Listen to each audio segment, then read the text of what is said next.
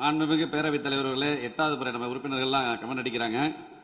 முதலில் இந்த தனது பிறந்த நாளை கொண்டாடும் மாண்புமிகு தமிழ்நாடு முதலமைச்சர் அவர்களுக்கு எனது உளமார்ந்த பிறந்தநாள் நல்வாழ்த்துக்களை தெரிவித்துக் கொள்கிறேன். ஆளுநர் உரை என்றாலே ஒரு பதற்றம் நம்மை பற்றி கொள்ளும்.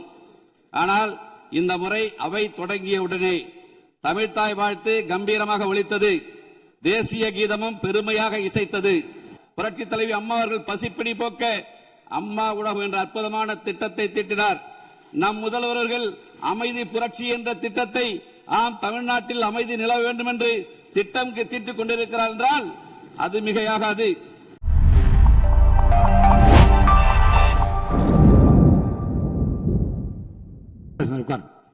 மாண்புமிகு பேரவைத் தலைவர்களே, மாண்புமிகு பொதுப்பணித்துறை அமைச்சர்கள் சுப்ரீம் கோர்ட்டுடைய ஜட்ஜ்மெண்ட் ஒரு ராங் இன்டர்பிரேஷன் கொடுத்துட்டாரு. கேஸ் ஒன்றும் டிஸ்மிஸ் ஆகல, கேஸ் டிஸ்போஸ் ஆச்சு. ஏன்னா அனைத்து இந்திய அண்ணா திராவிட முன்னேற்ற கழகத்தின் சார்பாக நாங்கள் கண்டெம்ட் அப்ளிகேஷன் போட்டிருந்தோம் regarding for the Mekedatu issue.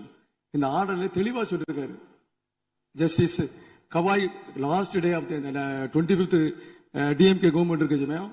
In case we find the state of Karnataka would be bound to take water is directed by the Kaveri Water Management Authority, which will be measured by the Kaveri Water Regulatory Authority, and measuring the point of the Billigundu.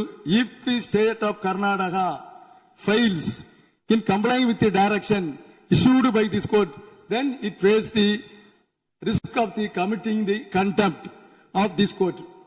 Contempt போலாம் தெளிவா சொல்லிருக்காங்க. நீங்க இன்னொரு subject போச்சமயம் it will be diluted. நாங்க மேகதாது அணையில முதலமைச்சர் கொண்டு வந்த தீர்மானத்துக்கு நாங்க வரவேற்றோம். இந்த இடைச்செருகல வர சமயம் தான் இதுல நிறைய இஷ்யூ இருக்கு. நீங்க உதாரணத்துக்கு வேற ஒண்ணும் இல்ல, இதே கர்நாடகால பெண்ணாரன் ஒரு டேம் கட்டினாங்க. நம்ம சுப்ரீம் கோர்ட்டுக்கு போனோம். அதுக்கு முன்னால ஒரு 1 TMCக்கு மட்டும்தான் கட்டி முடிச்சாச்சு. அப்புறம் சுப்ரீம் கோர்ட்டுக்கு போறோம், நீங்க நெகோசியேஷன் பண்ணுன்னு சொல்லுவாங்க. திருப்பி சுப்ரீம் கோர்ட்டுக்கு போறோம். இப்போ என்ன பண்றாங்க, ட்ரிபுனல் கான்ஸ்டியூட் எல்லாம் முடிஞ்ச முறை ட்ரிபுனல் கான்ஸ்டியூட் பண்ணாங்க. நீங்க ட்ரிபுனல்ல கொடுத்த ஆர்டரும் சரி, சுப்ரீம் கோர்ட்ல தெளிவா ஒரு ஆர்டர் கொடுத்திருக்காங்க. Water Kaveri water management authority, Kaveri water regular authority, இந்த 2 அத்தாரிட்டி ஸ்டேட் கவர்மெண்ட் பெர்மிஷன் இல்லாம ஒரு துளி செங்கல் கூட இங்க வைக்க முடியாது. If it is amount contempt, நீங்க அதர்வைஸ் அப்படி போச்சமையும் ஆட்டோமேட்டிக்கா டைலூட் ஆயிரும். இந்த ட்ரிபுனல் ஆர்டரும் இந்த சுப்ரீம் கோர்ட் ஆர்டரும் டைலூட் ஆயிரும். இது என்னுடைய கருத்து. மாண்புமிகு உறுப்பினர் நீ கொடுத்த அந்த குறிப்புகள்லாம் இனிமே பேசும்போது என்ற முன்கூடி காமிச்சிட்டு சொல்ல எனக்கு பயனுள்ளதாக இருக்கும். மாண்புமிகு உறுப்பினர் காமராஜ் அவர்கள் நீங்க பேச ஆரம்பிக்கலாம். காமராஜ், மாண்புமிகு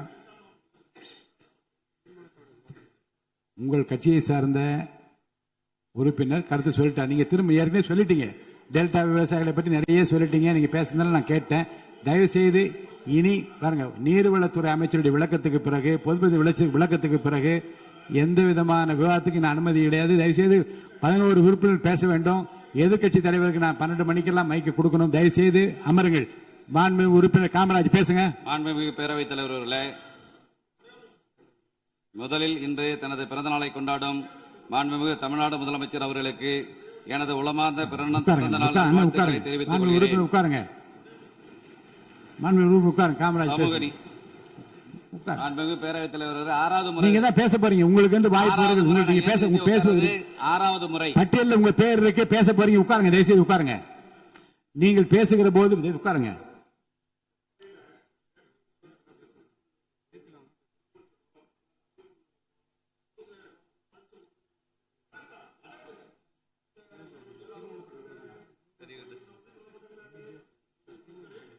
இல்ல, ஏற்கனவே நிறைய வாய்ப்புகள் கொடுக்கப்பட்டு இது விவாதிக்கும்.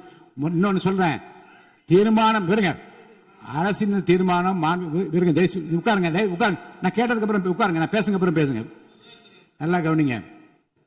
மரபுப்படியும் விதிகளின்படியும் மாண்புமிகு முதலமைச்சர் கொண்டு வந்த தீர்மானம் ஏகமனதாக நிறைவேற்றப்பட்ட பிறகு விவாதத்துக்கு இடம் இல்லை. ஆனாலும் கூட மக்கள் நலன் கருதி விவசாயிகளுக்கு ஒருவேளை சந்தேகங்கள் ஏற்பட்டிருந்தால் அவற்றையெல்லாம் தீர்க்க வேண்டும் என்பதற்காகத்தான் மாண்புமிகு நீர்வளத்துறை அமைச்சர் 4-5 பக்கங்களில் எழுதி விளக்கமாக படித்தார். அதே போன்று மாண்புமிகு பொதுப்பணித்துறை அமைச்சர் விளக்கமாக விரிவாக எல்லாவற்றையும் உங்கள் முன்பாக வைத்து விட்டார். இதற்கு பின்பும் உங்களுக்கு 1000 சந்தேகங்கள் 1000 இருந்தால் தயவு செய்து கேளுங்க. இதை பற்றி அனுமதிப்பதற்கு இடமில்லை. மாண்புமிகு உறுப்பினர் காமராஜ் மாண்புமிகு பேரவைத் தலைவர் அவர்களே, உட்காருங்க. மாண்பு உறுப்பினர் உட்காருங்க. இப்ப நான் 7வது முறையா நீங்க எந்திரிக்கிறேன் பேசும்போது தலைவர் உட்காருங்க. அவர்களே. தயவு செய்து உட்காருங்க. பரவாயில்ல, அதனால ஒண்ணு இல்ல. 7வது முறையா முதலமைச்சரை வாழ்த்துறேன் நான். பேசுறேன். அது வரைக்கும் அவர் அனுமதிங்க. சந்தோஷம் அவர் தான். அனுமதிங்க. நான் இவங்க குறுக்கிட்டதுனால 7வது முறையா நான் எந்திரிச்சிருக்கிறேன். 7வது முறையா மாண்புமிகு முதலமைச்சர் அவர்களை நான் வாழ்த்த கடமைப்பட்டிருக்கேன். ஏன்னா ஒருவரை முதலமைச்சரை வாழ்த்தும் போதும் இடையில உறுப்பினர்கள் குறுக்கிடுவதும் நான் உட்கார்றதும் இப்ப இது 7வது முறை. மாண்புமிகு பேரவைத் தலைவர்களே, நீங்கள் ஒரு உறுப்பினர் அழைக்கும் போது இன்னொரு உறுப்பினர் குறுக்கிட்டால் நாளைக்கு நானும் குறுக்கிடுகிற ஒரு வாய்ப்பு ஏற்படும். உறுப்பினர் காமராஜ் பேச அனுமதி அளித்து பேசுங்க. நீங்க என்ன பேச சொல்லிட்டாங்கன்னு. ஆமா, நம்ம பிரச்சனை தான் காவேரி பிரச்சனை. நீங்க ஒருத்தர் பேசிக்க வேணாம். நீங்க ஒருத்தர் பேச வேணாம். மாண்பு உறுப்பினர் காமராஜ் பேச அழைத்து பேசுங்க. அவை முன்னவர் மாண்பு பேரவைத் தலைவர் அவர்களே, அவருடைய கட்சியின் சார்பாக மாண்பு தளவாய் சுந்தர் அவர்கள் விளக்கம் அளித்ததற்கு பிறகு மாறி மாறி எல்லோரும் பேச வேண்டும் என்று சொன்னால் அதற்கு கால அவகாசம் வேண்டும். ஆகவே உங்கள் சார்பாக உங்களுடைய கட்சியினுடைய உறுப்பினர் தெளிவாக இங்கே சொல்லி இருக்கிறார் என்பதை தெரிவித்துக் கொள்கிறேன். மாண்பு காமராஜ் பேசுங்க. மாண்புமிகு பேரவைத் தலைவர்களே, 8வது முறை நம்ம உறுப்பினர்கள்லாம் கமெண்ட் அடிக்கிறாங்க. முதலில் இந்த தனது பிறந்த நாளை கொண்டாடும் மாண்புமிகு தமிழ்நாடு முதலமைச்சர் அவர்களுக்கு எனது உளமார்ந்த பிறந்தநாள் நல்வாழ்த்துக்களை தெரிவித்துக் கொள்கிறேன்.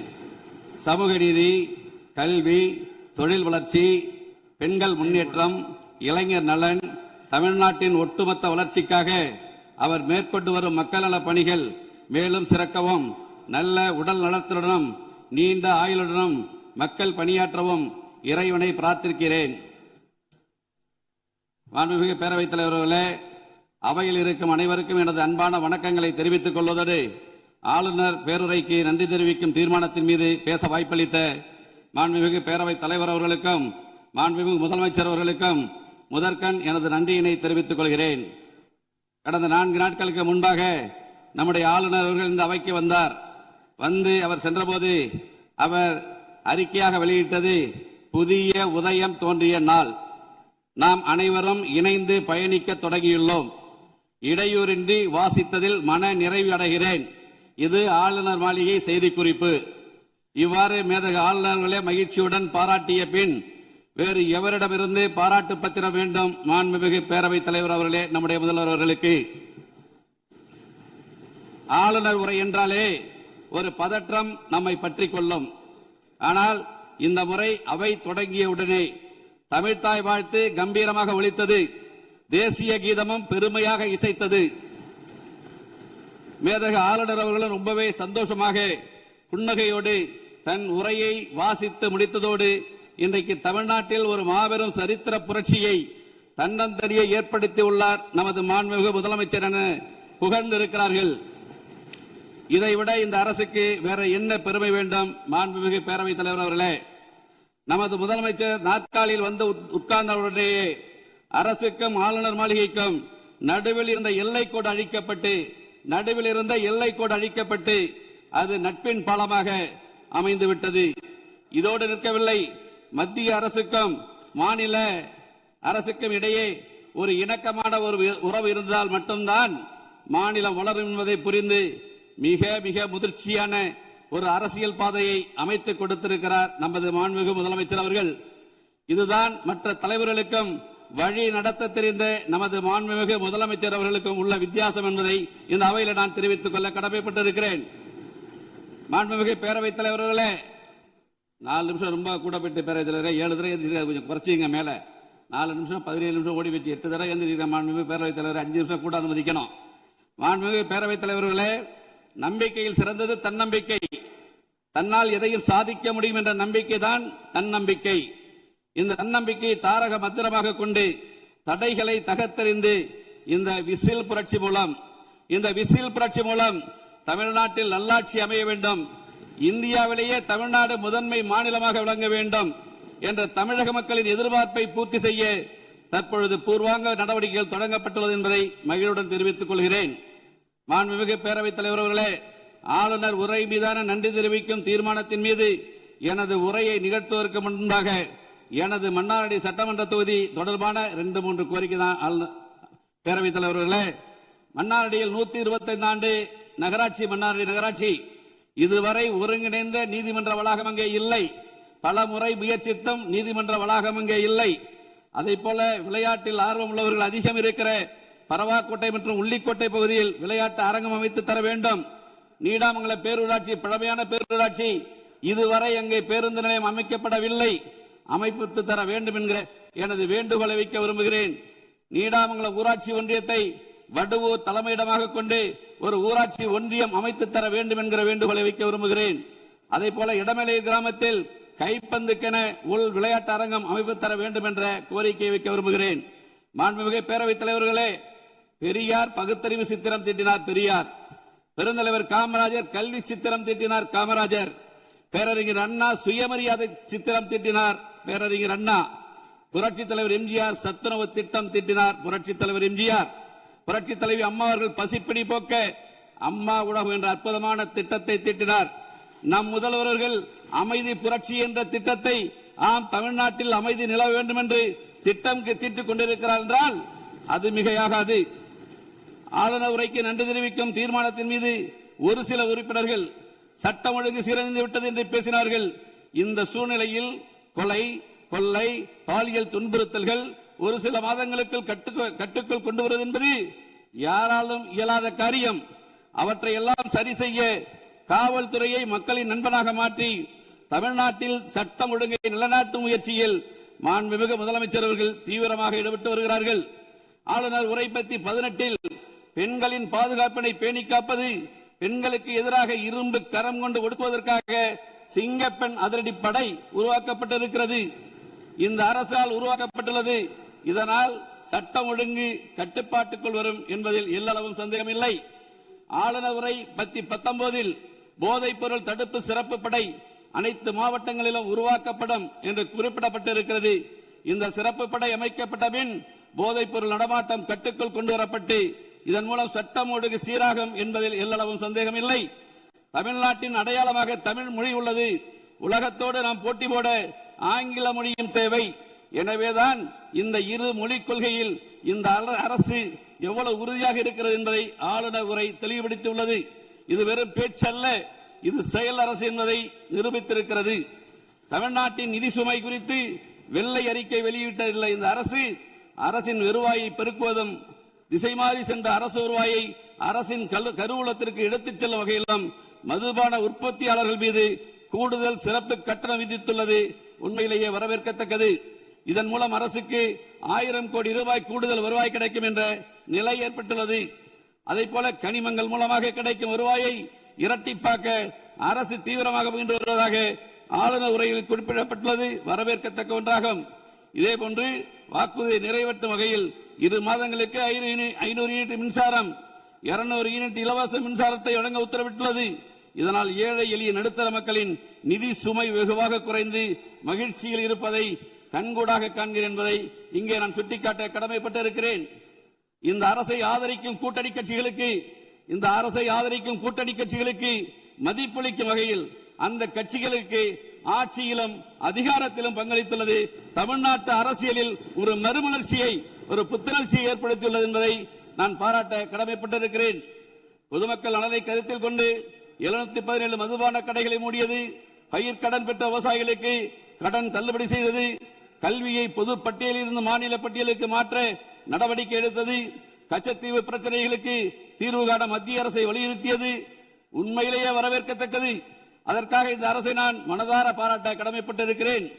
ஆளுநர் உரை பத்தி 31 பல்கலைக்கழகங்கள் மற்றும் உயர்கல்வி நிறுவனங்களில் நீண்ட காலமாக காலியாக உள்ள உதவி பேராசிரியர் மற்றும் ஆசிரியர் பணியிடங்கள் தகுதி மற்றும் திறன் அடிப்படையில் வெளிப்படையான முறையில் நிரப்ப போர்க்கால அடிப்படையில் நடவடிக்கை எடுக்கப்படும் என்ற அறிவிப்பு படித்த இளைஞர்களிடையே பெருத்த மகிழ்ச்சியை ஏற்படுத்தியுள்ளது. இந்த அறிவிப்பு இளைஞர்கள் அரசு வேலை பெற வழிவகுக்கும். இதை நான் மனதார வரவேற்கிறேன். காவேரி விவகாரம், அதை பற்றி பேசக்கூடாது என்று மாண்புமிகு பேரவைத் தலைவர் குறிப்பிட்டீர்கள். இது மற்றவருக்கு வேண்டுமானால் அது நீர், எங்களுக்கு அது உயிர். இங்கே டெல்டாவில் இருக்கிற அனைத்து சட்டமன்ற உறுப்பினர்களுக்கும் அது நீர். அதாவது விவசாயிகள் நலனை பாதுகாப்பதற்கும் தமிழ்நாட்டு மக்கள் எதிர்பார்ப்பை நிறைவேற்றுவதற்கும் சட்ட ரீதியாக எப்படி எதிர்கொள்வது என்பதை பற்றித்தான் தீர்மானம் முழுமையாக நிறைவேற்றியிருக்கிறார்கள். அருள் கூர்ந்து மேகதாது பற்றி பேச வேண்டாம் என்று கேட்டுக்கொள்கிறேன். அன்புமிகு பேரவைத் தலைவர்கள், நான் உள்ள போல காவேரி எங்களுக்கு உயிர், டெல்டா மாவட்டங்களுக்கு உயிர், இங்க இருக்கிற மற்றவர்களுக்கு அது நீர். எங்களுக்கு உயிர். மாடு கட்டி போரடித்தால் மாளாது என்று சொல்லி யானை கட்டி போரடித்த எங்கள் பகுதி. சோழ வளநாடு இந்த நாட்டிற்கே சோறு போட்டது என்று கூறிய பகுதி எங்கள் பகுதி. அந்த பகுதியிலிருந்து உணர்வோடு பேசுகிறோம். கர்நாடகா இந்த விஷயத்தில் ஒற்றுமையாக இருக்கும் போது தமிழ்நாட்டில் இருக்கிற நம்முடைய மக்கள் பிரதிநிதிகள் ஒற்றுமையாக இருக்க வேண்டும் என்கிற வேண்டுகோளைத்தான் நான் இங்கே வைக்க விரும்புகிறேன். அதற்குள் நான் செல்ல விரும்பவில்லை.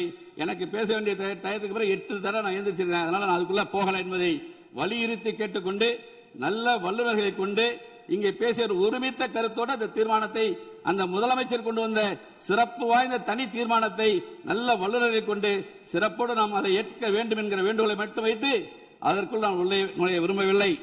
ஆளுநர் உரை பற்றி 32 காவேரியில் தமிழ்நாட்டிற்குள்ள உரிமையை உரிய காலத்தில் பெற நடவடிக்கை எடுக்கப்படும் என்ற அறிவிப்பு பாராட்டுக்குரியது. நிலத்தடி நீர்மட்டத்தை உயர்த்தவும் மழைக்காலங்களில் ஒரு நீரை சேமிக்கவும் ஏதுவாக ஏரிகள் மற்றும் குளங்கள் பராமரிப்பு திட்டம் ஒவ்வொரு ஆண்டும் செயல்படுத்தப்படும் என்ற ஆளுநர் உரையில் அறிவிக்கப்பட்டுள்ளது மிகுந்த மகிழ்ச்சி அளிக்கிறது. இதற்காக இந்த அரசை நான் பாராட்ட கடமைப்பட்டிருக்கிறேன். இதேபோன்று கடலுக்கு செல்கிற நீரை தடுக்க வகையிலும் மழை நீரை சேமிக்கும் வகையிலும் தேவையான இடங்களில் தடுப்பணைகள் கட்ட நடவடிக்கை எடுக்கப்படும் என்ற அறிவிப்பு உண்மையிலே வரவேற்கத்தக்கது.